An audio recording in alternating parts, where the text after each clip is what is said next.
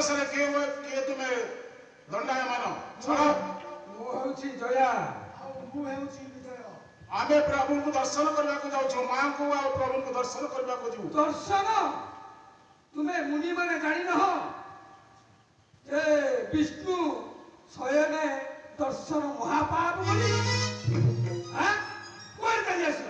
ତଥାପି ପ୍ରଭୁଙ୍କୁ ଦର୍ଶନ କରିବା ପାଇଁ ଆମର ବ୍ୟାକୁଳ ଦମନ ହେଉଛି। ନା ନା, ପ୍ରଭୁ ଶୟନ କରୁଛନ୍ତି ମାନେ এই ସମୟରେ କେହି ବି ଦର୍ଶନ କରିପାରିବେ ନାହିଁ।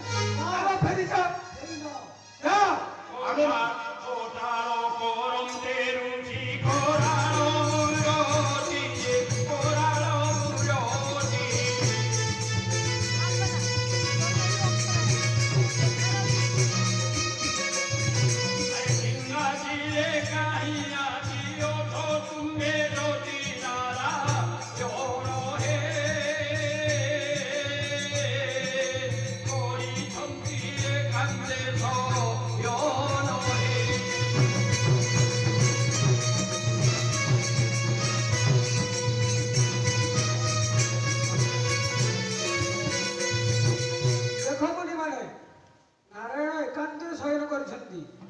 ତୁମେ କେବେ ବି ଦର୍ଶନ କରିବା ଉଚିତ ନୁହଁ। ତୁମେ ଆମ କଥା ରଖି ଚାଲିଯାଅ। ଆମେ ଆସିଛୁ ମାନେ ପ୍ରଭୁଙ୍କୁ ଦର୍ଶନ କରିଯିବୁ, ନହେଲେ ଆମେ ଯିବୁ ନାହିଁ। ବିଜୟ ଭାଇ ଗାଲୁଆ ମୁଁ ଦେଖୁଛି।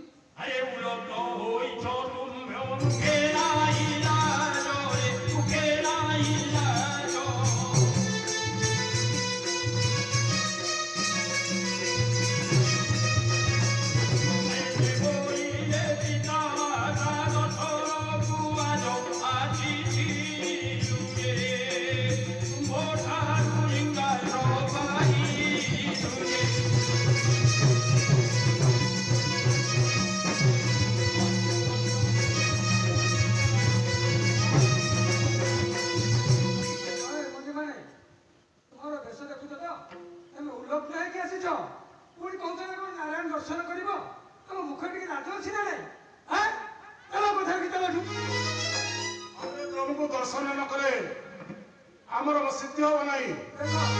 ନାରାୟଣ ସାଙ୍ଗରେ ମା ଲକ୍ଷ୍ମୀ ବି ଅଛନ୍ତି। ତୁମେ ଲଗ୍ନ ହେଇଛ, ଆଉ ତମ ମୁଖରେ ଟିକେ ଲଜ୍ଜା ଫଜ୍ଜା କିଛି ନାହିଁ ନା? ତୁମକୁ କଦାପି ଛାଡ଼ିବୁ ନାହିଁ। ଏଠୁ ଶୀଘ୍ର ଫେରିଯାଅ।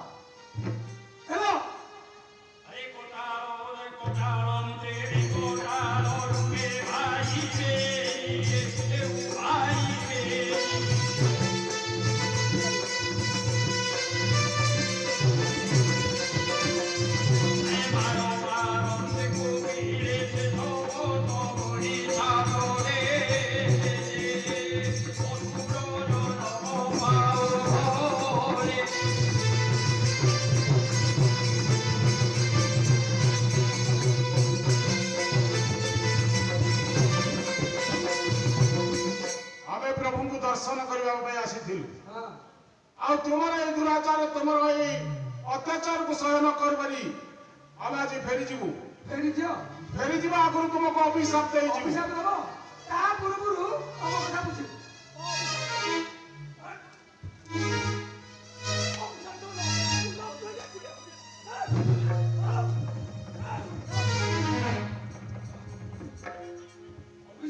हमें प्रभु को दर्शन करने जदि तुम्हें द्वार पढ़ी तुम्हें आम प्रभु को दर्शन करने छाड़ ना सर्वशेष आमको पदाघात कल आम तुमको अभिशाप दे जाऊँ तुम्हें असुर जन्म ग्रहण कर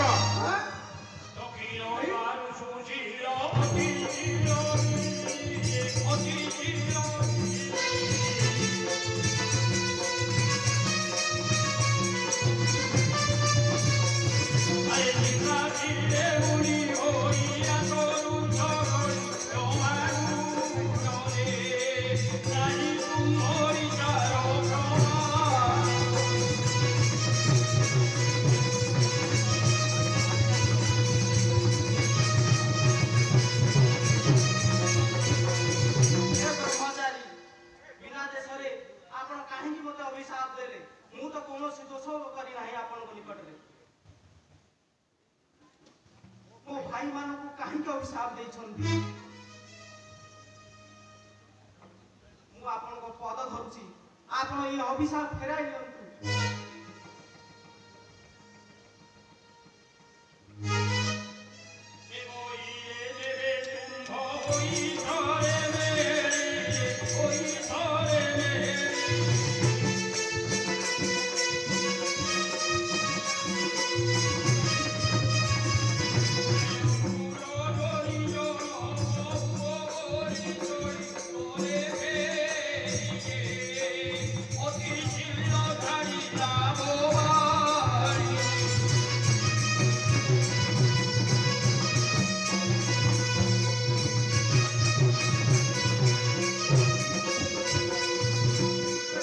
ତୁମମାନଙ୍କୁ ଆମେ ଅଭିଶାପ ଦେଇ ଯାଉଛୁ, ତମେ ଅସୁର ଜନ୍ମରେ ଜନ୍ମ ଗ୍ରହଣ କର। ଏ ଋଷି ଶ୍ରେଷ୍ଠ ମାନେ এই ଦ୍ୱାରପାଳ ମାନଙ୍କର ଅତ୍ୟାଚାର ସହ୍ୟ ନ କରିପାରି ପ୍ରଭୁଙ୍କୁ ଦର୍ଶନ ନ କରିପାରି ଆମେ ଫେରିଯିବା। ଚାଲନ୍ତୁ, ଚାଲ ବାବା।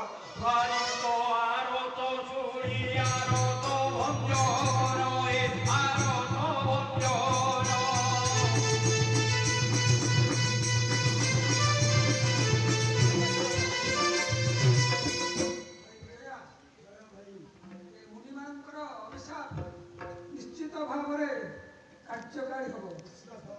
ଚାଲ ଚାଲ ଆମେ ପ୍ରଭୁଙ୍କ ନିକଟରେ ଜଣାଇବା। ଚାଲ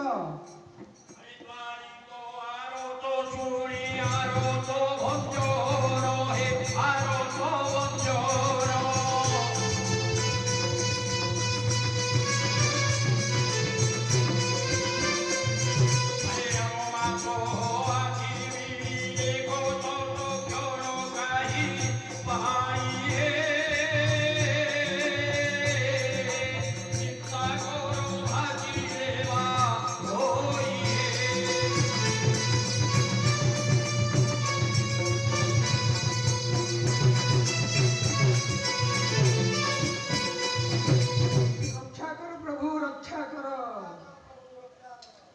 জয় বিজয় সুশীল অতিশীল এ সময়ের এখানে তোমার মନରେ বিরস ভাবনা কোন হইছি? ପ୍ରଭୁ କିଛି ମୁନିମାନେ ଆପଣଙ୍କୁ ଦର୍ଶନ କରିବାକୁ ଆସିଥିଲେ, ଆଉ ମହାଦେବ ତ ଆପଣଙ୍କ ପାଖରେ ଥିଲେ। ଋଷିମାନେ ଉଲଗ୍ନ ହେଇକି ଆସିଥିଲେ, ଆମେ କେମିତି ଛାଡ଼ିଥାନ୍ତୁ କହିଲେ ପ୍ରଭୁ? ଆଉ ସେ କୋପରେ ଆମେ ତାଙ୍କୁ ନ ଛାଡ଼ିବାରୁ ସେ କୋପରେ ଆମକୁ ଅଭିଶାପ ଦେଇଛନ୍ତି। କହିଲେ ତୁମେ ଅସୁର ଯୋନିରେ ଜନ୍ମଗ୍ରହଣ କରିବ। ପ୍ରଭୁ ଆମେ ସେଥିରୁ କେମିତି ନିସ୍ତାର ପାଇବୁ? ପ୍ରଭୁ ଆମେ ସେଥିରୁ କେମିତି ନିସ୍ତାର ପାଇବୁ? মধুর ছন্দে ভাসন্তি জগত ঠাকুর রে জগত ঠাকুর।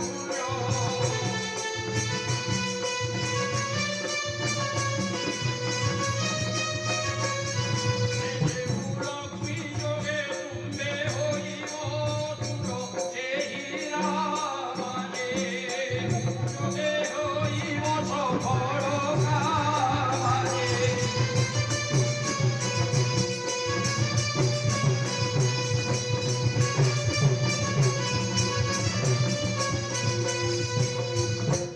হে দ্বারিগণ, যেহেতু তুমি অভিশাপ প্রাপ্ত হয়ে সারিছ, সে অভিশাপ মুক্ত করা মো পক্ষে অসম্ভব। তেণুকরি সে অভিশাপ প্রতিকার সর্ববৃত্তান্ত তোমার প্রতিপাদন করুছি, তুমি শ্রবণ কর।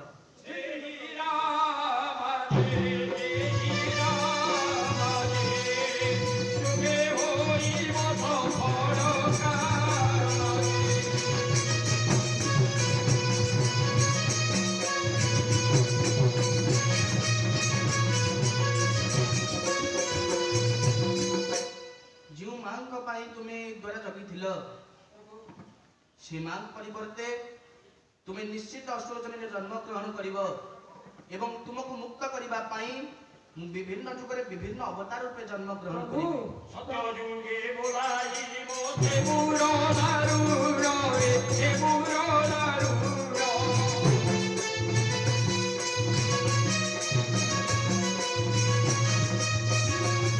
আরে বেদি মন্ত্রী বোলাইব তুমে দুই জন বিনাশী বিয়ে মুকতি পথকু দেখাইবি।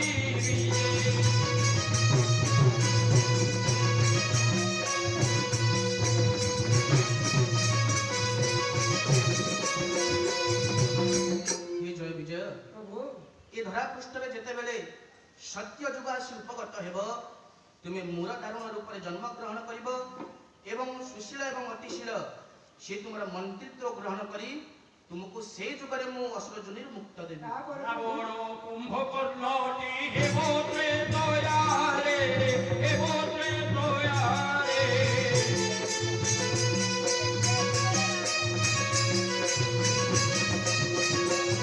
ଆରେ ସୁଶୀଳ ହୋଇବ ତୋର ପୁତ୍ର ହେଲେ ଇନ୍ଦ୍ରଜିତ ଯେ, ଇନ୍ଦ୍ରଜିତ ଯେ। ଅତିଶୀଳ ବିଭୀଷଣେ ଜ୍ଞାତରେ।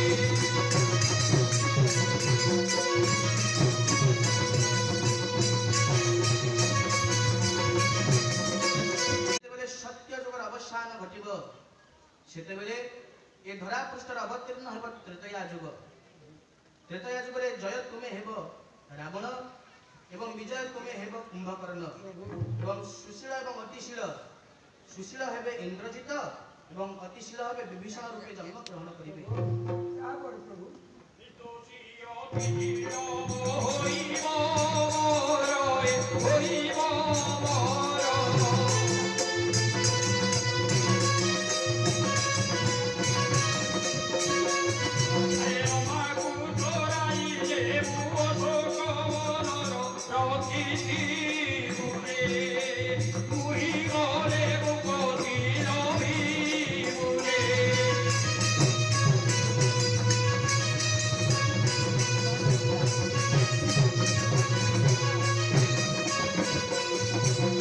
ଭାଇଗଣ, ଯେତେବେଳେ ତ୍ରେତୟା ଯୁଗ ଆସି ଏ ଧରା ପୃଷ୍ଠରେ ଅବତୀର୍ଣ୍ଣ ହେବ ସେତେବେଳେ ଏ ସଂସାରରୁ ସମସ୍ତ ପାପ ଭାରକୁ ଦୂରୀକରଣ କରିବା ପାଇଁ ସନ୍ଥ ଜନମାନଙ୍କୁ ପାଳନ କରିବା ପାଇଁ ତ୍ରେତୟା ଯୁଗରେ ମୁଁ ଅବିରାମ ରୂପରେ ଜନ୍ମ ଗ୍ରହଣ କରିବି। ଶଙ୍ଖ ଚକ୍ର ଗଦା ପଦ୍ମକୁ ପରିତ୍ୟାଗ କରି ଲକ୍ଷ୍ମୀଙ୍କର କରମଣ୍ଡଳକୁ ପରିତ୍ୟାଗ କରି ଅନନ୍ତ ଶଯ୍ୟାକୁ ମଧ୍ୟ ପରିତ୍ୟାଗ କରି ହସ୍ତରେ କାଣ୍ଡ ଏବଂ କୋଦଣ୍ଡ ଧରି ଦଶରଥଙ୍କ ଔରସରୁ କୌଶଲ୍ୟାଙ୍କ ଗର୍ଭରୁ ମୁଁ ଜ୍ୟେଷ୍ଠ ପୁତ୍ର ରୂପେ ଜନ୍ମ ଗ୍ରହଣ କରିବି। ମୋର ନାମ ହେବ ରାମଚନ୍ଦ୍ର। ପିତୃସତ୍ୟକୁ ଅକ୍ଷୁଣ୍ଣ ରଖିବା ପାଇଁ 14 ବର୍ଷ ବନଗାମୀ ହେବି। ଯେତେବେଳେ ପଞ୍ଚବଟୀ ଅରଣ୍ୟରେ ବାସ କରିଥିବି ତୁମେ ଜୟ ରାବଣ ରୂପ ମାୟା ଧରି ଏକ ମୃଗକୁ ଅବତରଣ କରାଇ ତୁମର ମାୟା ଦ୍ୱାରା ମୋର ସୀତାଙ୍କୁ ହରଣ କରି ନେଇ ଚାଲିଯିବ ପଞ୍ଚବଟୀ ଲଙ୍କାପୁରକୁ। ଯେତେବେଳେ ମୁଁ ଲଙ୍କାପୁରକୁ ଯାତ୍ରା କରିବି ସମସ୍ତ କପି ଭଲ୍ଲୁକଙ୍କୁ ନେଇ ସପ୍ତ ସିନ୍ଧୁରେ ସେତୁ ପ୍ରତିଷ୍ଠା କରି ସେତେବେଳେ ତୁମକୁ ମୁଁ ମୁକ୍ତି ପ୍ରଦାନ କରିବି। ଏ ଅତିଶୀଳ ତୁମେ ହେଉଛ ନିର୍ଦୋଷ। ଯେହେତୁ ତୁମର ପ୍ରଭୁ ଭକ୍ତିରେ ମୁଁ ପ୍ରୀତ ହୋଇ ତୁମକୁ ମଧ୍ୟ ବରଦାନ କରିବି ସଂସାରରେ ତୁମେ ସଦାସର୍ବଦା ଅମରତ୍ୱ ଗ୍ରହଣ କରିବ।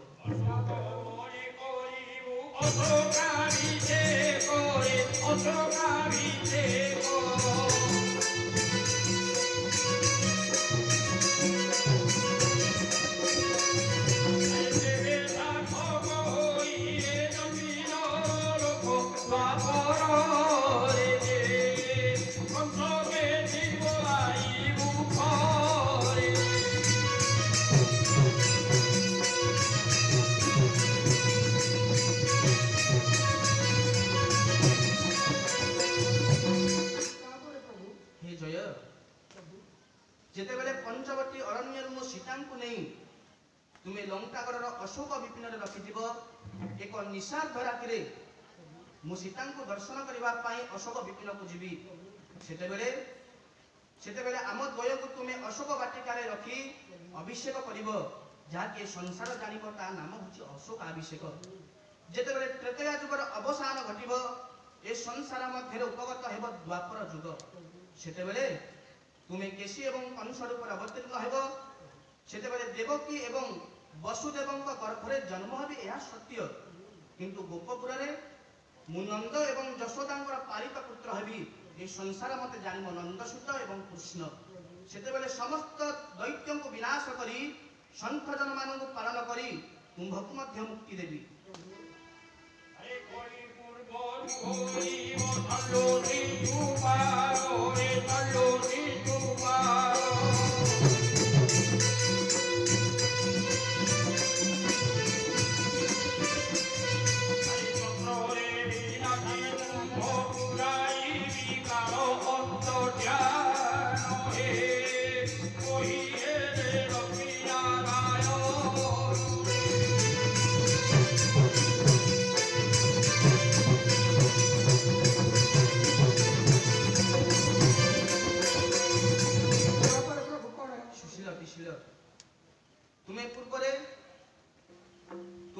ପରେ ଶାଗ ଏବଂ ଶିଶୁପାଳ ରୂପରେ ଜନ୍ମ ଗ୍ରହଣ କରିବ। ତୁମକୁ ମୁକ୍ତି ଦେବା ପାଇଁ ମୁଁ ମୋର ଚକ୍ର ଦ୍ୱାରା ତୁମକୁ ଶିରକୁ ଛିନ୍ନ କରି ତୁମକୁ ମୁକ୍ତି ଦେବି। ଏହାକୁ ଶ୍ରବଣ କରିବା ପରେ ତୁମେ ମନରୁ ସମସ୍ତ ଶୋଚନାକୁ ଦୂରୀଭୂତ କର। ତୁମକୁ ମୁକ୍ତି ଦେବା ପାଇଁ ମୁଁ ଯୋଗେ ଯୋଗେ ଏ ଧରାପୃଷ୍ଠରେ ଅବତାର ରୂପେ ଜନ୍ମ ଗ୍ରହଣ କରିବି। ଆସୁଛି, সেই ପର୍ଯ୍ୟନ୍ତ তুমি ଅପେକ୍ଷା କରିଥାଅ। বিরথ মনরে চড়ি গলে চারি বীর হে দেবু চারি বীর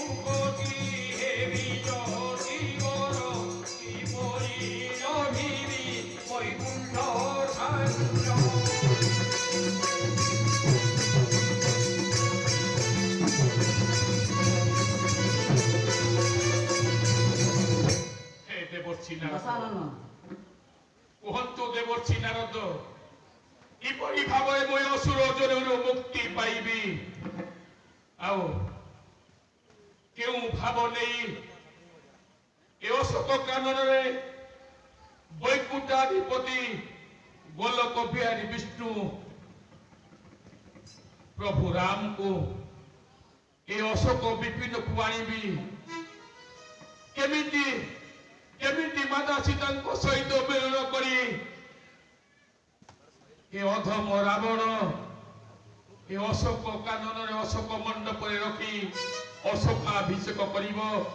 ଆଉ ଯେ ଅଶୋକାଭିଷେକ କରି ଏ ଅସୁର ଜନରୁ ମୁକ୍ତି ପାଇବ। କୁହ ଦେବର୍ଷି ନାରଦ।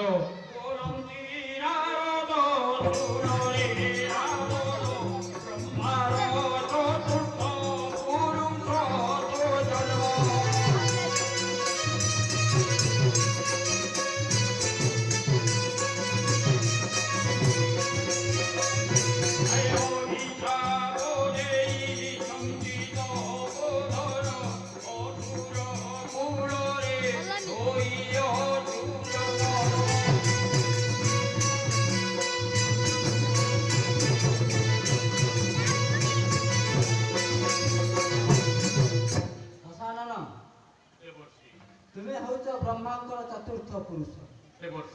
ବ୍ରହ୍ମା, ପରସ୍ତର, ବିସର୍ବା ଆଉ ନିର୍ବିଶେଷରେ ତମେ। ହେଲେ ପ୍ରସାରଣ, ମୁଁ ତ ସବୁ ବୃତ୍ତାନ୍ତ ମୁଁ ବୁଝାଇ କହିଲି। ଋଷିମାନଙ୍କର ଅଭିଶାପ କୋପରୁ ଆଜି ତୁମେ ଅସୁର ଜନ୍ମରେ ଜନ୍ମଗ୍ରହଣ କରିଛ। ଦେବର୍ଷି, ମୁଁ ଜାଣିଛି ଦେବର୍ଷି, ପୂର୍ବ ବୃତ୍ତାନ୍ତ ମୁଁ ଜାଣିବାକୁ ପାଇଲି। କାହିଁକି ନା ତ୍ରିଭୁବନ ନାୟକଙ୍କର ମୁଁ ଯେହେତୁ ଦ୍ୱାରପାଳ ଥିଲି, ମୁଁ ନାଗରଣସୁର ଗନ୍ଧର୍ବ କିରୀର ଯକ୍ଷ ଦକ୍ଷ ଗଳ୍ପରେ ଉତ୍ଫୁଲ୍ଲିତ ହୋଇ ମୁଁ କାହାକୁ ବର୍ଣ୍ଣନା କରେ ନାହିଁ। ସେଥିପାଇଁ ମୋର ସବୁ କିଛି ଥିଲେ ମୋ ମାତା ପିତା ବୈକୁଣ୍ଠାଧିପତି ନାରାୟଣ, ଜଗଜ୍ଜନନୀ ମା ସୀତା, ଲକ୍ଷ୍ମୀ।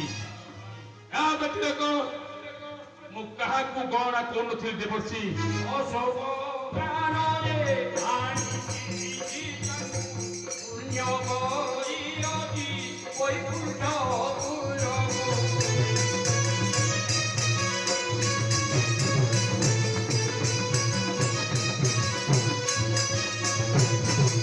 କୁହନ୍ତୁ ଦେବର୍ଷି ନାରଦ,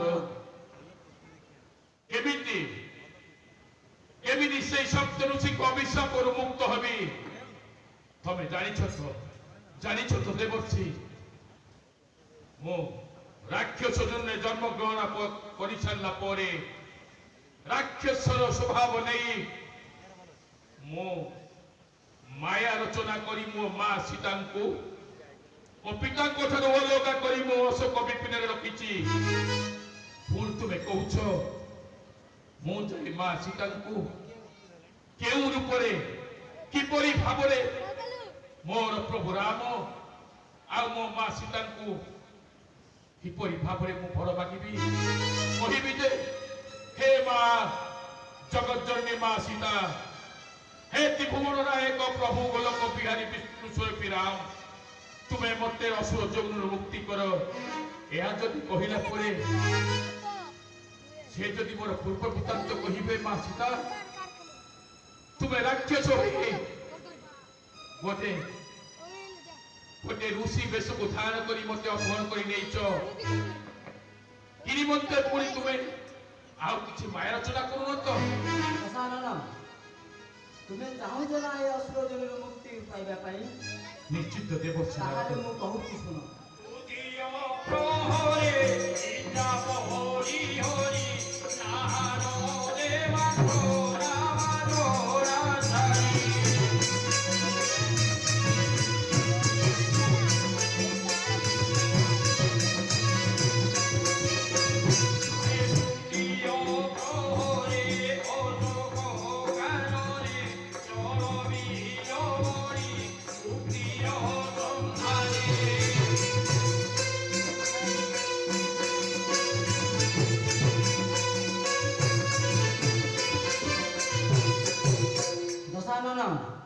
ଦେବର୍ଷି ତମେ ମୁକ୍ତି ପାଇବାକୁ ହେଲେ ଗୋଟେ ଛୋଟ କାମ କରିବାକୁ ପଡିବ କୁହନ୍ତୁ ଦେବର୍ଷି ରାତ୍ରର ଦ୍ୱିତୀୟ ପ୍ରହରୀରେ ତୁମର ନିଦ୍ରାକୁ ପରିତ୍ୟାଗ କରି ଦେବର୍ଷି ସ୍ନାନକୁ ପରିତ୍ୟାଗ କରି ଦେବାର୍ଚ୍ଚନାକୁ ସମ୍ପୂର୍ଣ୍ଣ କରି ସାରିଲା ପରେ ତୃତୀୟ ପ୍ରହରୀରେ ଅଶୋକ କାନନକୁ ଗମନ କରିବ ଅଶୋକ କାନନକୁ ଗମନ କରିବି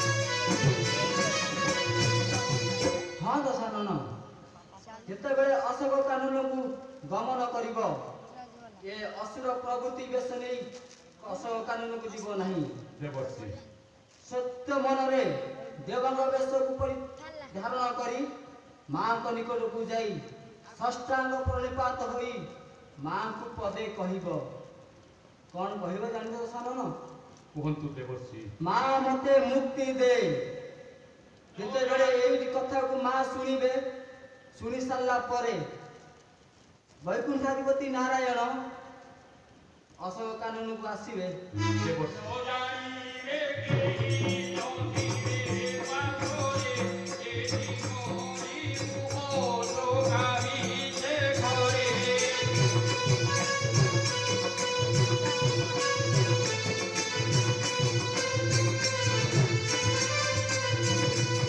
ଦଶାନନ ନିସ୍ତବ୍ଧ ଅନ୍ଧକାର ରାତ୍ରରେ ଅଶୋକ କାନନ ମଧ୍ୟରେ ପ୍ରବେଶ କରିବ ସେଠି ଲୋକାଚର ନଥିବେ ନା ତୁମକୁ କରିବା ପାଇଁ କେହି ବି ନଥିବେ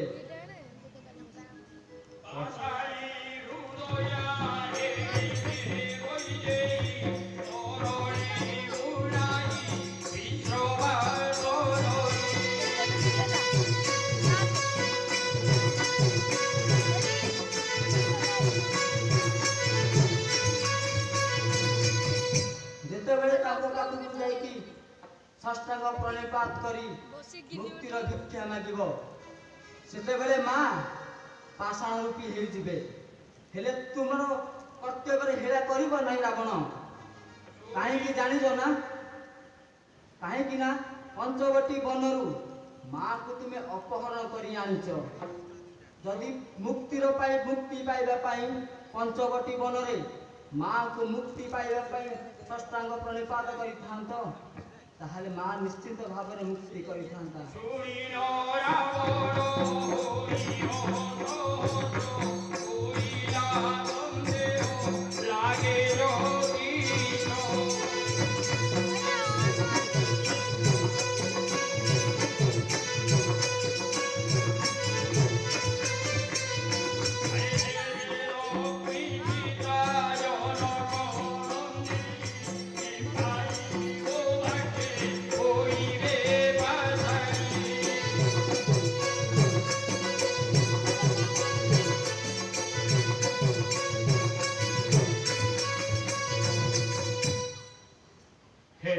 ଦେବର୍ଷି ନାରଦ ଦଶାନନ ତୁମେ କହୁଛ